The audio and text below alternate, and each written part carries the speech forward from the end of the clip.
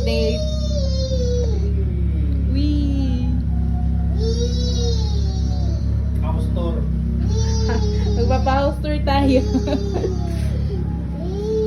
Wee!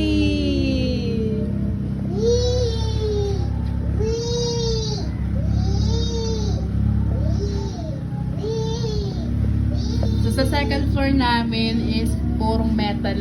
Wala tayong budget para sa pang-semento. Itong semento dito ay gigibayin pa namin to. Hanggang dun sa katapusan, sa dulo ng metal na yun. So, gigibayin pa namin to. Tapos, same pa rin sa baba is semento din. Pero sa second floor is priority lang namin muna is metal.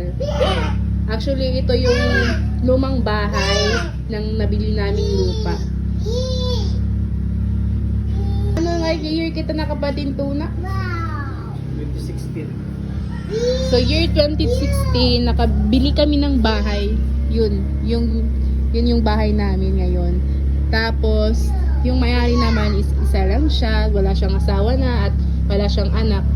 So, supposed to be yung bahay niya is dito, ito, at dito.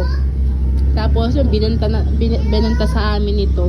So, matagal na niya binenta sa amin, binebenta sa amin, kaso wala pa kaming budget.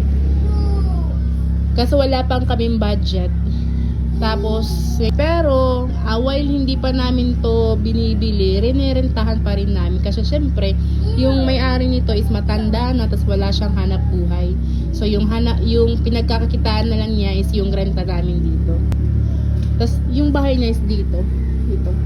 Concrete naman. Isa lang siya dito. Yun. Yung problemahin pa namin ngayong taon is makapagtitulo na rin kami dito sa portion namin. Yeah. Ito lang yung bahay namin. So, all in all, 101 square meter to kasama na yung bahay ng may-ari. So, sa amin siguro mga 75 siguro to. 75 mga ganun. Or 80. Bilang namin sure kasi hindi pa namin napasurvey. Magpapasurvey kami kung may pera na. Tapos, diretsyo na sa BIR. Ganun. Yun lang muna yung house update namin. Charis! Kasi ito siya, diba?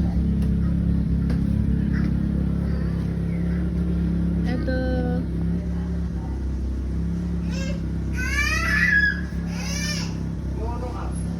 Ito yung bahay namin.